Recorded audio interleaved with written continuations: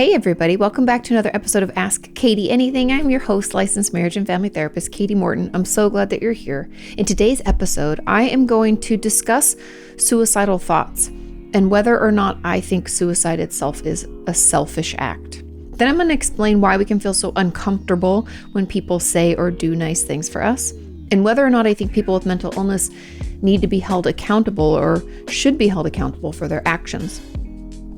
Then I'll explain what it means to process our emotions and what that term actually means when it's said in the therapeutic setting. I'm going to help you figure out who we are after trauma. We'll talk about rediscovery of self or first-time discovery of self, and why speaking up can lead to healing.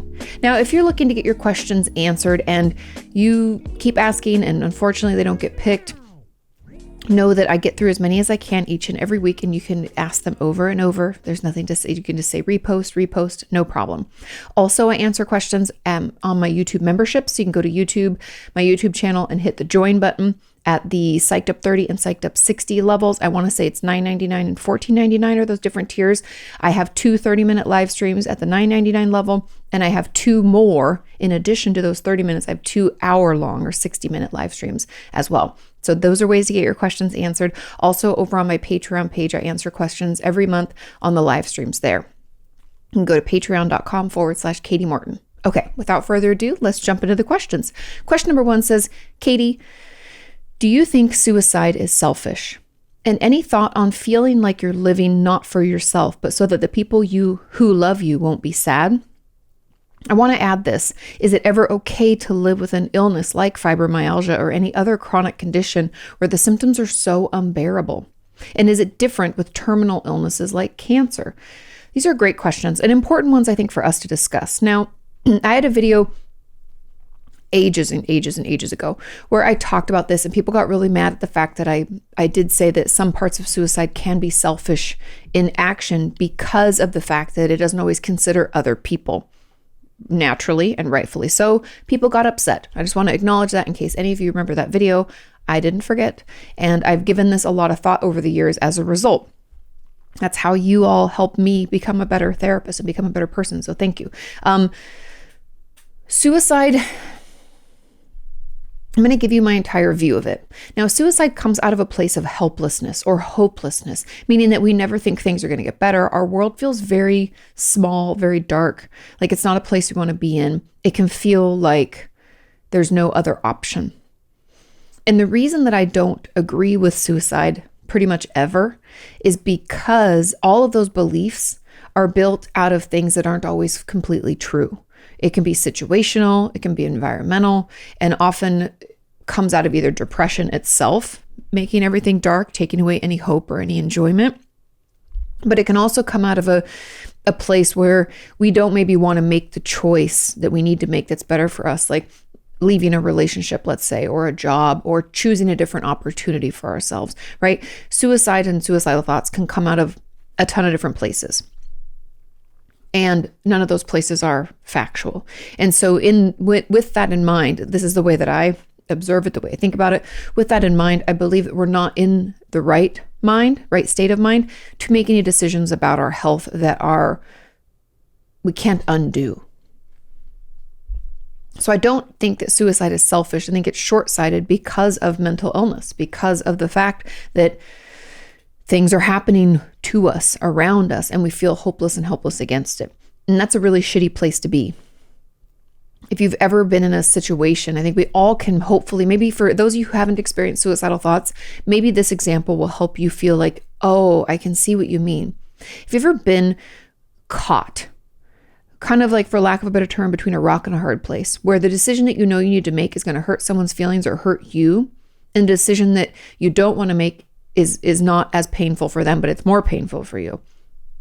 And you feel like there's no right answer. There's no right movement. That little bit of, I don't know what to do, I feel helpless in this situation. Imagine that times like 100. Also imagine simultaneously you don't enjoy the things you used to enjoy. You don't want to do anything. It's really hard to get motivated. You're super tired all the time. You just don't really feel, you feel almost like you have a cold. Imagine that Because that's usually, and that's not, I'm not speaking for everybody, but that's usually where suicidal thoughts are bred and born. And I think all of us can at least remember a time when we kind of felt that feeling. It's almost like what my brain goes to is times when I knew I needed to either end a relationship, whether friendship, romantic, or whatever, but I didn't want to hurt their feelings. And there was like no way to do it where that wouldn't happen. And the people pleaser in me was like, ugh. And I felt trapped and it was really uncomfortable. And I hated that feeling. And so just think about that. Again, I'm not trying to over describe or say that everybody feels that way, but I'm hoping that some people can at least recognize what that experience could be like, at least a little bit of it, right? A percentage of it. And so I do not think suicide is selfish. I do believe that it is unable, when we're in that frame of mind, we're unable to consider how this affects other people. But I don't believe we have to live our lives for other people. That's not healthy either. And so I think that's where people kind of get caught up in this suicide is selfish belief, is thinking that, we have to stay on this earth for other people because we don't want to hurt them. And my argument is, no, you need to stay on this earth because you're important, you're valuable, and your depression, your suicidal thoughts are robbing you of your ability to see it. And so we're not in our right frame of mind. And I don't want anybody making decisions when we're not in a right frame of mind, right? That'd be like somebody, I don't know, having you put together your will when you're completely drunk or something, right? It doesn't make sense. It's not. And that's how I feel about it. Now, the other part of this question says, and any thoughts on feeling like you're not living for yourself, but so that the people who love you won't be sad? I don't know if you're in therapy, but my recommendation would be to get into it, to talk about this stuff, to figure out how can you live for yourself. I've recently, just for complete candor, recently been trying to prioritize my own self-care, self-worth, my own self lately. And I know that can sound like people talk about that all the time, but I'm really being honest here that I don't do that a lot. And that I put a lot of other people, even like I put you guys first. I put Sean first. I put Roxy first. I put a lot of people first before I put myself. And that's not to make you feel bad for me. It's my own doing.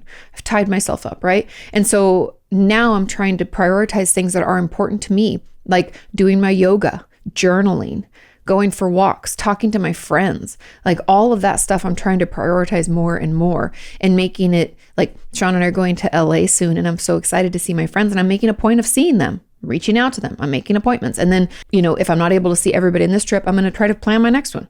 Those are things that are important to me. I know that might sound silly, but that's my way of living for myself. And I want each and every one of you, my challenge is to figure out what things every day you do that are just because you want to do them. I had a really hard time when I was doing the Artist Way workbook, because every week we were supposed to do something called the Artist's Date, where you take yourself on a date and it's something only just because you want to do it and you have to do it alone. You guys, I failed. Like, I think I did it twice in 12 weeks. Twice. That's depressing. So know that you're not alone in this, but I challenge you, just like I'm challenging myself, to do things each day, or at the very least every other day, just because you want to do them. Do you want to take a longer shower? Take a longer shower. Do you not feel like getting up as early as normal because you don't care if you work out that day? Maybe you sleep in a little bit. Do you take yourself out to lunch because you want to? Maybe you get that Starbucks. Maybe you call that friend. Maybe you set aside time in the evening to journal. Maybe you order in dinner. I know some of these things cost money. I'm trying to toggle back and forth. Maybe you color, maybe you take a bath. There are things that we can do that are just for us. And I encourage you to find those so that you are, through action, living for yourself and not just other people. It's so easy to get caught up in the pleasing and the doing and the being there for everybody. And we forget who we are. And of course you feel lost. And I don't think it's healthy for any of us to live just because we don't want the people we love to be sad. That's a reason to stay alive, but we have to find a way to live. Does that make sense? And I challenge you to do that. Now, the other part of this question said, is it ever okay if you live with an illness like fibromyalgia or any other chronic condition where the symptoms are so unbearable? And is it different with terminal illnesses like cancer? I don't really change my thoughts on this at all. I don't know what it's like to have a chronic painful illness, things like fibromyalgia, but I do believe that we need to speak up and receive better care. We need to take better care of ourselves. I know that it sucks when when you have a painful illness and it doesn't have like a cure, and it also doesn't have an ending, it's not terminal, right? It's something that we're going to have to live with. It's hard for me to speak to that because I don't believe in, you taking your own life, but I do believe in you getting the right kind of care and finding a way to live your life the way that feels good for you. Each person's situation is different, but I don't know what that's like. And if I was sitting with you in my office, I would want to hear from you and your experience and what that feels like for you. And I'd want you to feel heard, and I'd want to, do my best to get you other treatments and supports, and, and to, if there's any kinds of studies going on, I want to get you into those.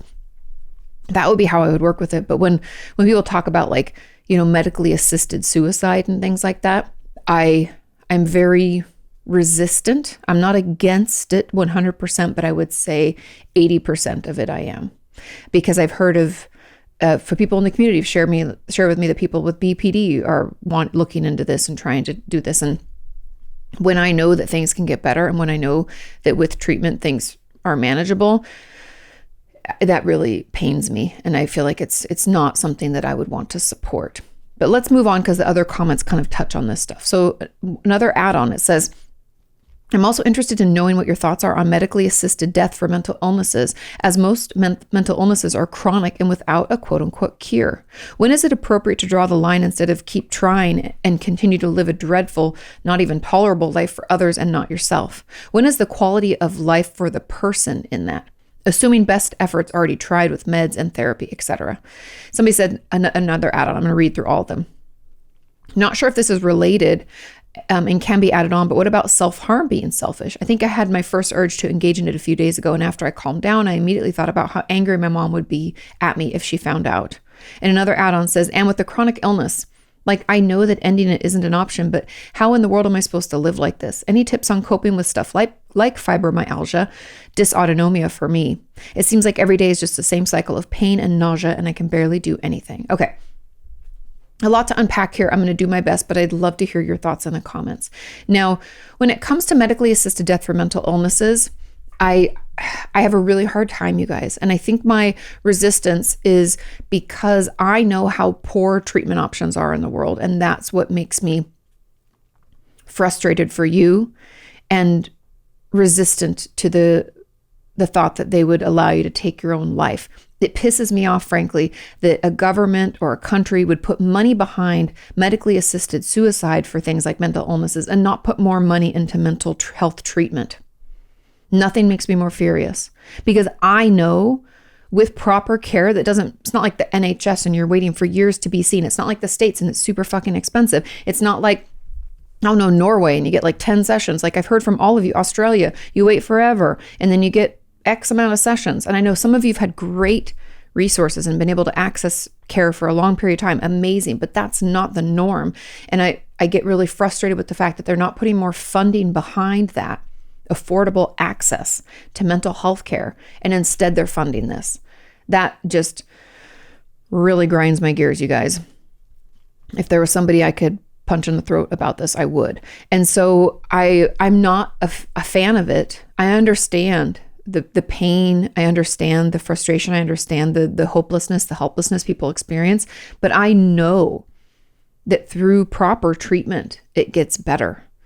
And when we say we've tried lots of things, I don't believe that we've received the right kind of care. And I know it's exhausting, and it's not a decision that I would make for somebody else, right? That's not a decision I should be making, but I don't support it fully because of that, because I know that there are good treatments out there, and the fact that they're putting money behind this versus treatment tells me a lot. And it's frankly very disturbing and upsetting.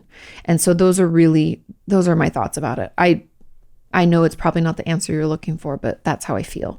And then the question about self-harm being selfish. Self-harm is a coping skill, and we have to see it as such. The sooner you start recognizing that it's your way of dealing with an uncomfortable emotion or memory, situation, whatever, it's your way of numbing out or showing the pain you feel inside, the sooner we can recognize that piece, the sooner we can move towards healing, because it's not a selfish act. It's something we do because we don't know what else to do. And it offers us a relief that the other things don't. Now, I would encourage you to distract and try some, I talk about a lot of times the impulse logs, using those. Impulse logs are essentially like us recognizing what emotion we're trying to numb out with our self-injury, noticing what the triggers are, and kind of preparing better next time. I have the impulse log in my book, Traumatized. I believe it's on page like 83 or 90 something. You'll see it in there. It's also, you can go to selfinjury.org and you can go into the resources and they explain how to use impulse log there. Those are all great resources to get you through. And then the final kind of piece is like, how do you cope with a chronic mental or chronic illness? In this case, they're talking about fibromyalgia or dysautonomia for me.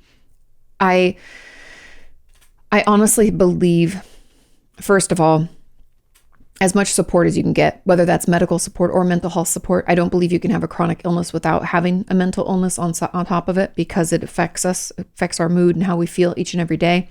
But getting that support is going to be key.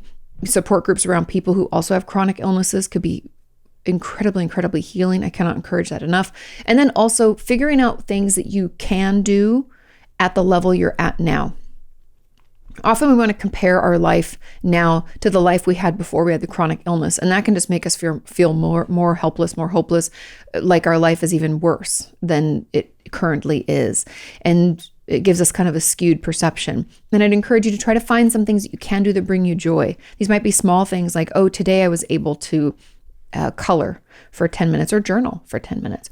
Or I got to sit by the window and the sun hit my face. Oh, it felt so good. Or this little cardinal bird came to say hi. Like, we have to find little glimmers in our day and things that we can do that feel good for us. I know it's different depending on our abilities and depending on our chronic illness. But I know you said I can barely do anything. What are the things that we can do? How can we make those joyful or do them at least with some enjoyment? That's where I would have us start. Obviously, we can talk about different treatments. We can talk about distractions. We can talk about all that stuff. But really, we need to find small ways to improve our days little by little. Okay? Okay. I know that was a lot. There's a lot to unpack. I'm still happy to keep talking about that. It's a big topic and something that I think is important for us to have conversations about. So let me know. But I'll move on to question number 2. This question says, hi, Kati. I hope your summer's been well so far and not sweltering hot like where I am. Unfortunately, it is sweltering hot here, but it's okay. I'm making do. It says, sometimes I feel very anxious, uncomfortable, like I'm not sure what to do with myself when others say something nice to me or do something nice for me, especially for no particular reason. I feel like I'm not deserving of it. There you have it.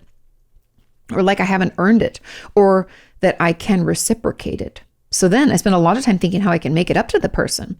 I've been in therapy for a few years, but even with my therapist, there are still times when I get really uncomfortable after a session because I feel like I didn't get my point across, or that what I was saying was dumb and that I keep talking about the same thing over and over again, but not doing hard enough work to change, or simply a waste of my therapist's time. My therapist has never done anything to lead me to think this way. And if anything, she's super nice and kind, and I'm just wasting her time. Interesting. Oftentimes I get into a very anxious and depressed mood after the session that can last a few days. I have major depressive disorder and generalized anxiety disorder and am currently on medication. I also have not experienced any major traumas in my life. Can you shed some light into why I feel this way and any tips? Thanks, Kati. I have a couple hypotheses. Now, my first hypothesis is that you, as a child growing up in your family, were either, number one, sorry if you can hear my dog barking, neglected. And we often forget about neglect when we think of like abuse that happens, because it's the things that are missing. Neglect means I needed support, I needed love, I needed consistency, and I didn't get it. And that's incredibly common, unfortunately. It can look good on paper. Oh, but I had a good roof over my head and had clothes, and I went to a school and they fed me and my parents were like there. But if I asked you if you felt supported by them or understood, if you felt seen and heard, those are really big. Feeling seen and heard are so vital to our development. And seen doesn't mean, oh, my parents were like, hey, Kati. It's like they saw who you were. They respected that. They listened enough to learn about who you are so that you could feel seen and understood, right? That's a deeper level than like, oh, my parents were there. It's like, oh, my mom knew how important it was that I participate in band, and she always sacrifice to make sure I could do that. And she would listen to me play and she would tell me how good I would, right? There's a big difference between that. And yeah, my mom, they afforded the ability for me to be in band. I always loved band. It's very different. And those pieces are huge. And I wonder if you felt that growing up. That's my first hypothesis. Another hypothesis is that if something was done that was nice, like for you, to you, like somebody did something really kind when you were growing up, you were made to feel like it was owed. Like this happens a lot of times when we have a parent who has narcissistic tendencies. They hold things that they do for us that should be done out of love and joy. They hold them over our head as if they're debts to be paid. And when we feel like that, when we're raised in an environment where we feel like we have to earn it and we have to owe it, if something's done for us, it can't just be done because they love us and they wanted to. When we grow up in that kind of environment, we can always feel like if something's given, maybe we don't think we've earned it enough because we didn't do the thing we had to do growing up, or we have to repay it. And so it causes this anxiety. It makes us really uncomfortable with someone doing any of those things because we're like, wait, I didn't earn this, right? And it can cause more anxiety. Maybe, I don't know what happened as a result, but that would be maybe my hypothesis too, that those things were held over your head. Things weren't done just out of love and joy of doing them. And then I would say maybe the third, and I think this all could tie together, but third maybe reason would be that we struggle with self-esteem. And the way that we talk to ourselves is pretty nasty. Usually that's not born out of nowhere, so somebody had to say or do something. But we talk so poorly to ourselves that if someone is nice to us, we're like, I'm not good enough. I'm not deserving. The negative self-talk gets pushed into high gear because we're like, wait, but then I can't repay you. And it maxes us out. And so I think it's probably coming from one of those places. Now, I would let your therapist know that you feel this way. You said your therapist has never done anything to lead you to think this way. Of course not. This is more about you and your process. This doesn't sound like it has anything to do with your actual therapy. But I would let them know, if they don't already know, that this is going on and that you have kind of these like therapy hangovers where you said, for a couple of days, you'll feel like depressed and anxious after a session. Let's dig into the why behind that. Like, are we feeling that way because we feel like our therapist set aside time for us and we don't know how to pay that back? Is it because our therapist said nice things and we don't know how to handle that? Is it because, why is it? It might not be those reasons. There might be something else going on. But I want you to feel free to, be curious, not judgmental about it, and see what comes up. Because I really feel like, the tips on how to manage this come with navigating the self-talk, obviously, but we're going to have to do some digging with our therapist to figure out why we're having this hangover. I think it's the negative self-talk, but I'm just curious where that comes from. When did that start? Were we bullied in school? You said you haven't had any major traumas, but what has happened? Maybe we didn't really have very supportive parents. So the fact that our therapist is showing us support makes us feel weird, right? I don't know. I have some follow-ups there. So do some of your own internal digging. Talk to your therapist about it. Let them know that you're experiencing this and you think it might come from this XYZ place. And they'll be able to work with you to move through that because it is uncomfortable. I'm so sorry you're going through this.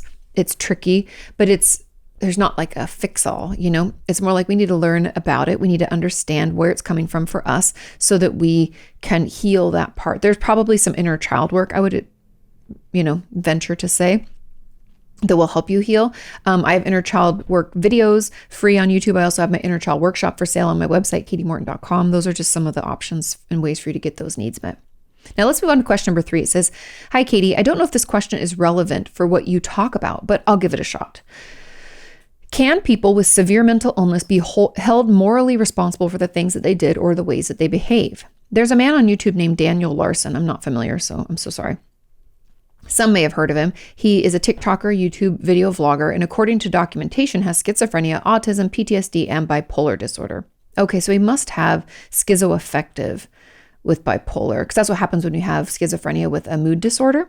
You have it's called schizoaffective with bipolar. There could be more, but I'm not sure. This man has seen a lot of online hate and harassment due to his behavior, which include apparent attraction to underage people. What? Delusions of fame and grandeur, that's part of his schizoaffective disorder, a large sense of entitlement, and his physical violence toward his mentor when he had some kind of mental breakdown. He was homeless, so he dined and dashed several times. That's self-preservation. And also attempted to sleep in establishments and cause problems when asked to leave. He has also caused numerous distressing scenes in public, arguing and attempts to assault with staff, hateful language, hitting and injuring himself, breaking things, etc. He's also made some serious threats online when he's angered, which eventually got him arrested, which is where he is now. Now, I have to add this, in his younger years, teenager, earlier 20s, he was in some sort of group home. His caretaker had revealed to an interviewer that Daniel had attempted a very wrong sexual act, and one I'm not sure I can say here, but just know that it's wrong. Given what I said, can someone with his mental illness be morally judged? I see a lot of people judge him and have the same expectations of him as people who are of sound mind, and I don't know if that's fair. I'm not saying he's devoid of fault, but it can't be this simple, right? A paraphrased quote of someone who criticized him said, "He may be homeless, which probably sucks, but he brings it on himself." Oof.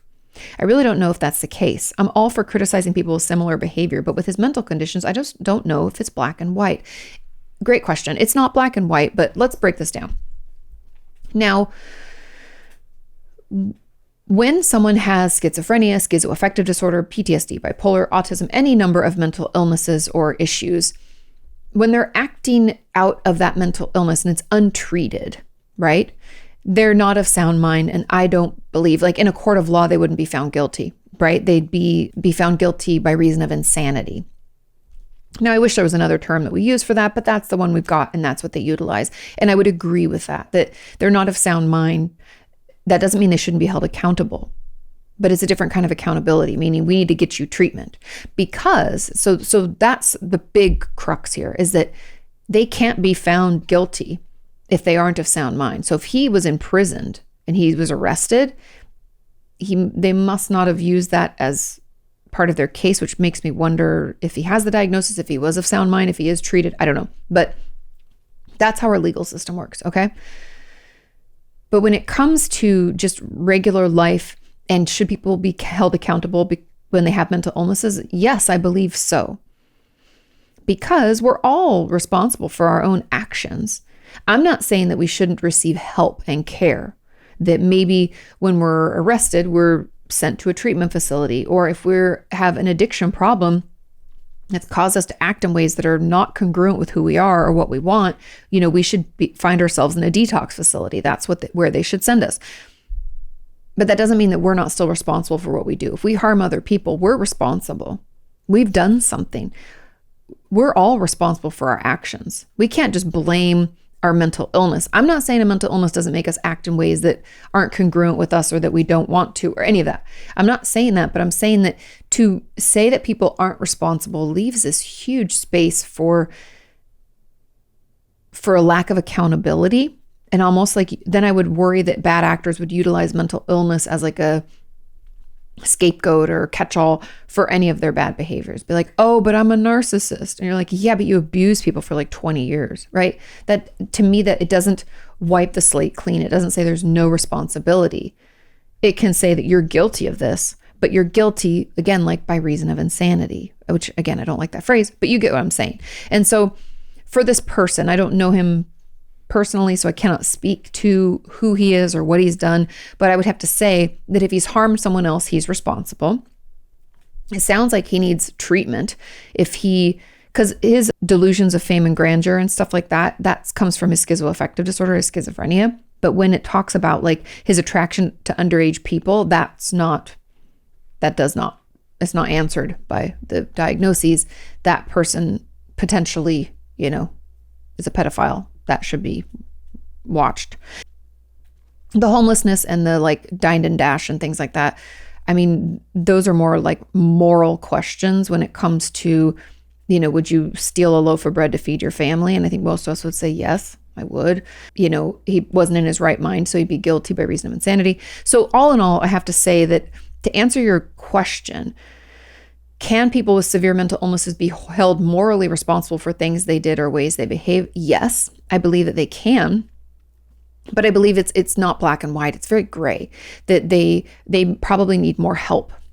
And the fact that this person is showcasing it on the online kind of makes me wonder if it's like done for views and clicks or what's happening. It feels a little exploitive, and I don't really love that.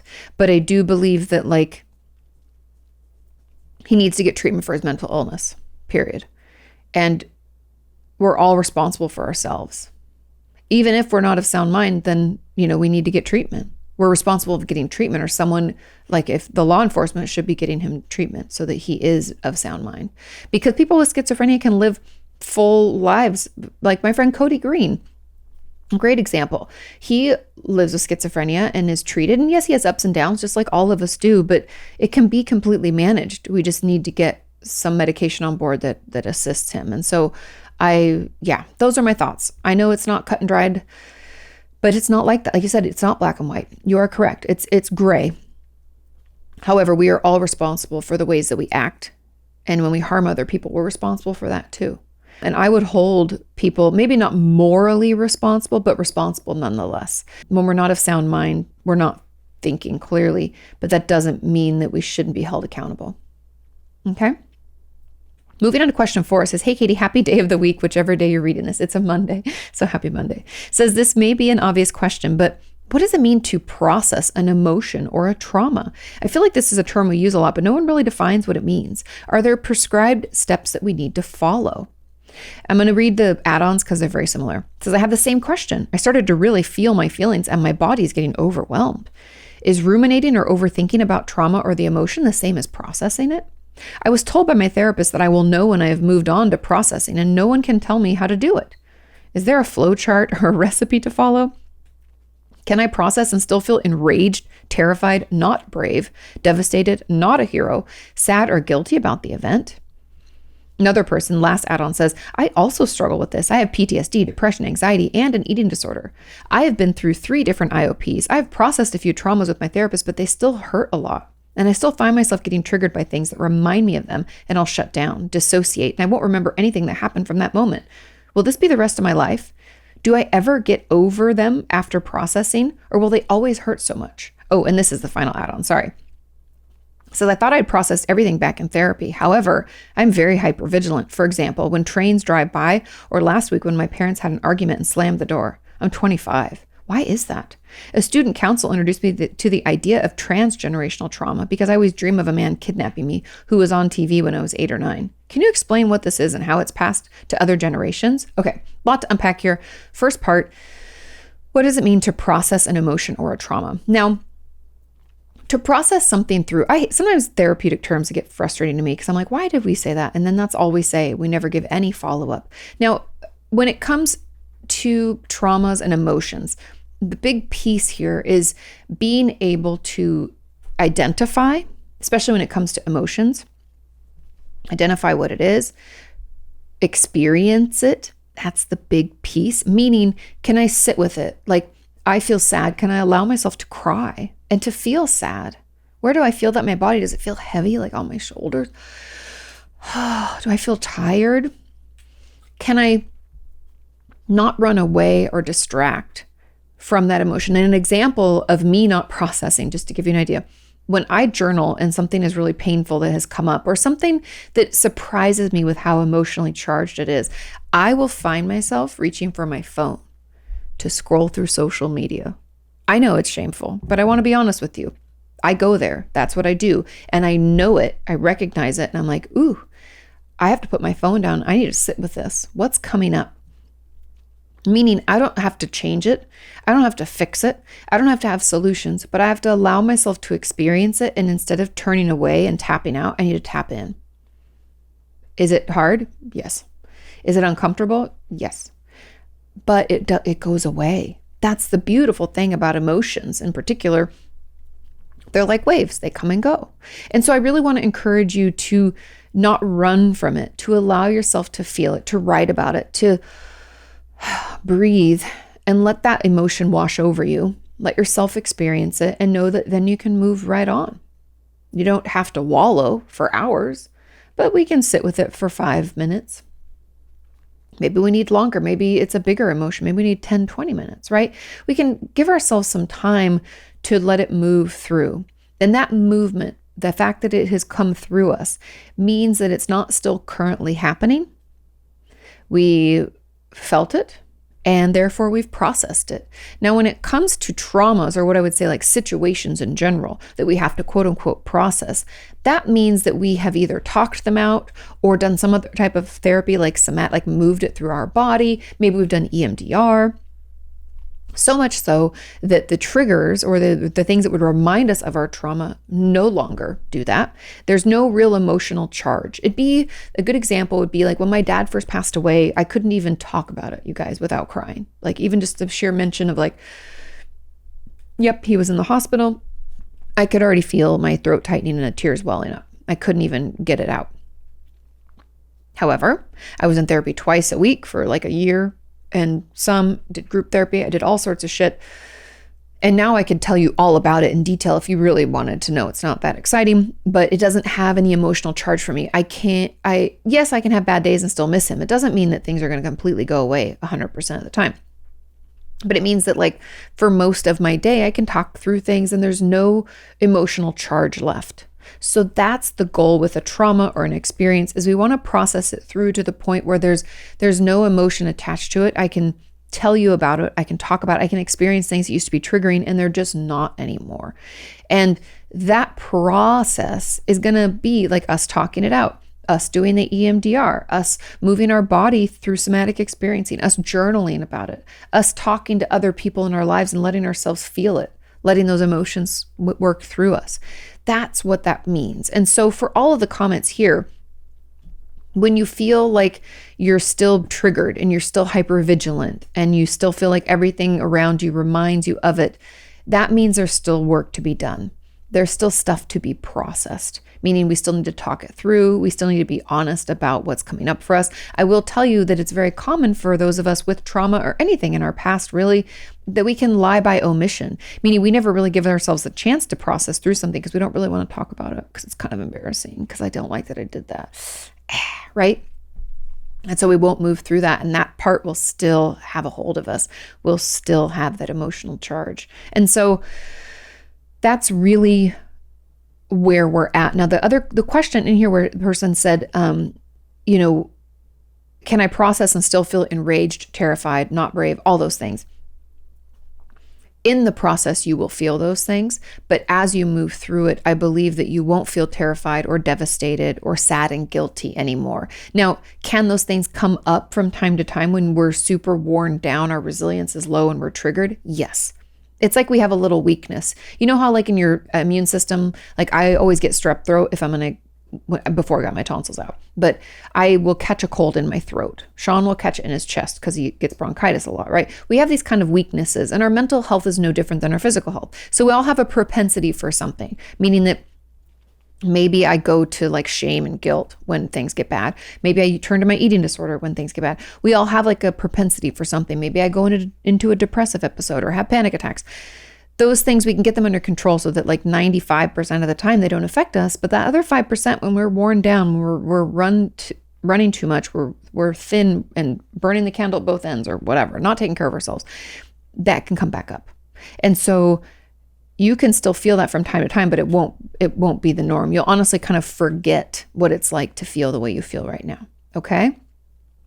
And then I think the one question about transgenerational trauma, I talk about it in my book, Traumatized, but the way that parents pass on trauma is through actions.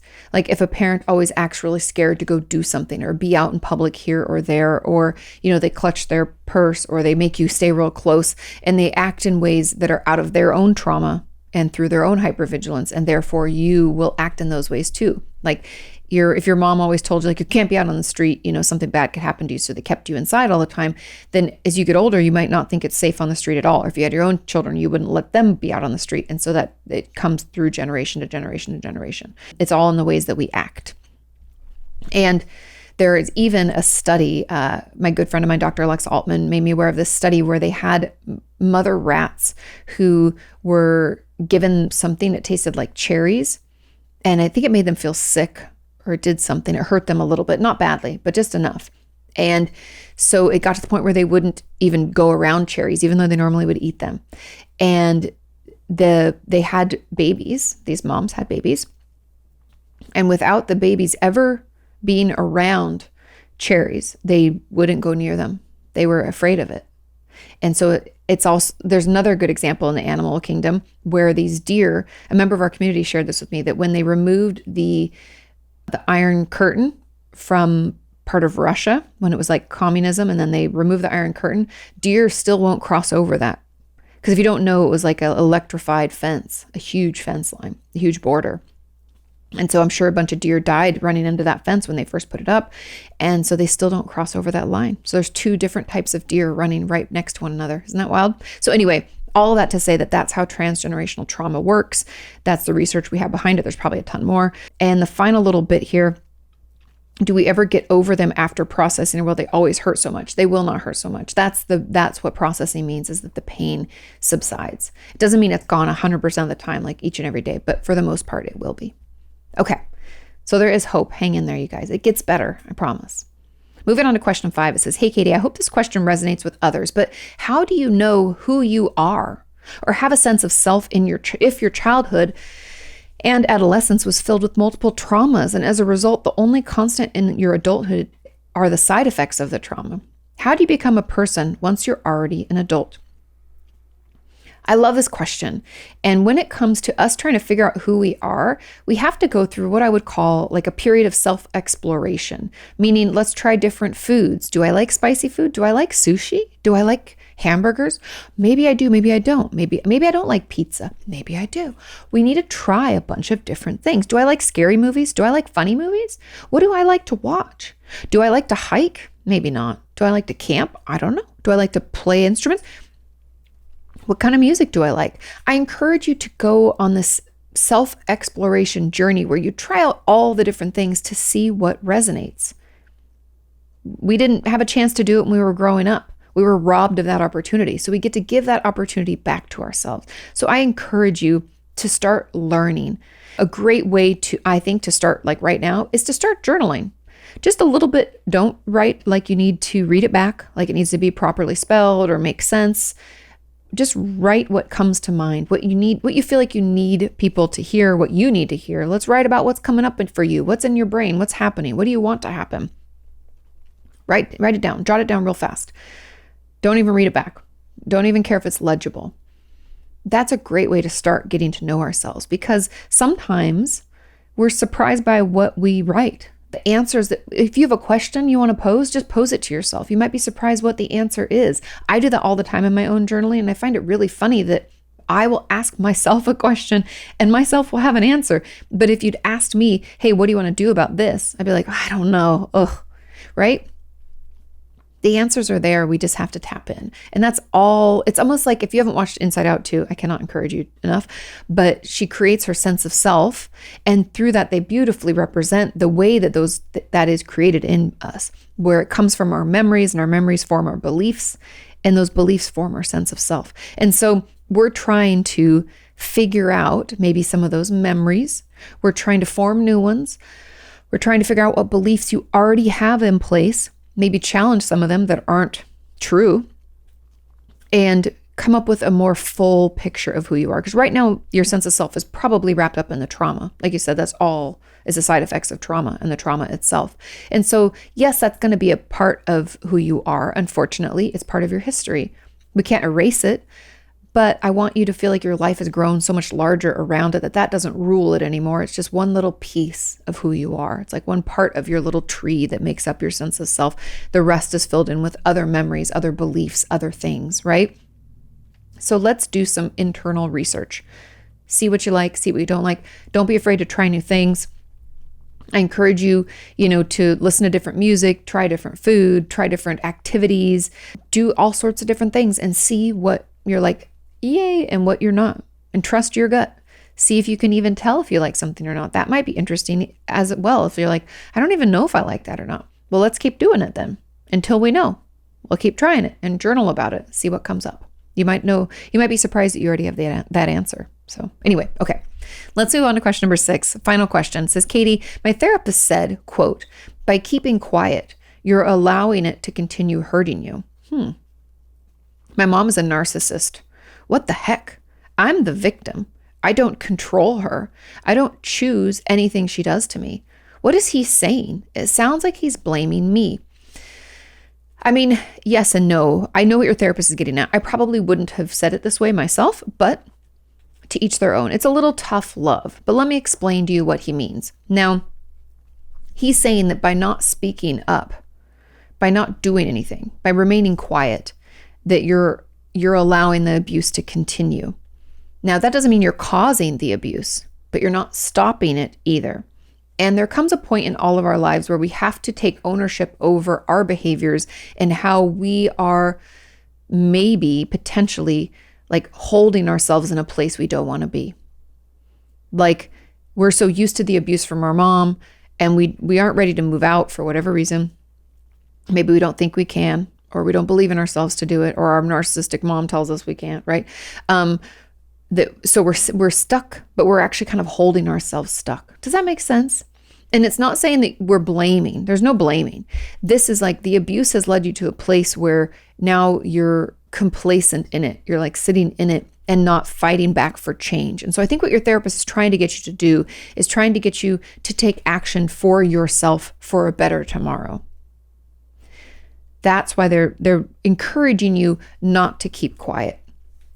They're encouraging you to maybe place boundaries, maybe move out if you still live with them. I don't know. Maybe not talk to them as often.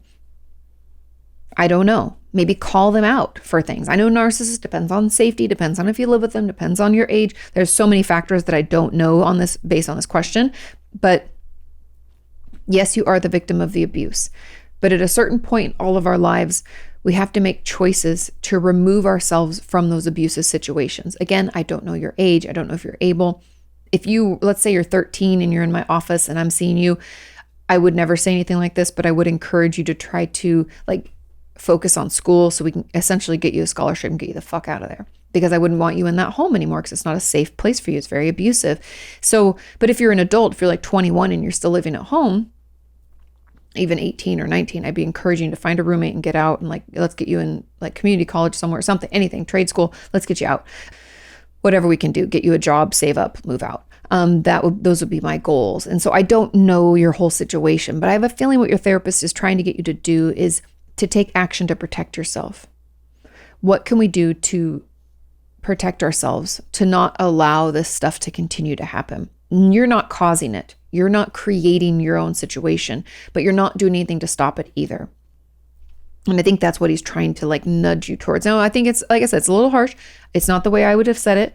I might have said something like, I know we feel helpless a lot. What's one thing we can do this week? What's an action we can take to move us towards our goal of moving out or lessening our contact with our mom? Like, what's one thing we can do? And that's what I would work week after week with that until we were at a place where you could move out or put a boundary in or whatever. Yeah, I hope that makes sense. Sometimes we can hold ourselves in places we don't belong and then complain about the environment that we're in. And as a therapist, it's up to us to finesse to try to get you to realize that you have freedom to leave that situation and encouraging you, like compassionately to make those choices and to move yourself through it. But it sounds just a little harsh, but I think that's what he means. That would be my guess. Okay. I hope that helps. Thank you all so much for listening and watching. Thank you for sharing this podcast. Thank you for asking your questions. Have a wonderful rest of your week. Take care of yourselves. Do your homework, and I'll see you next time.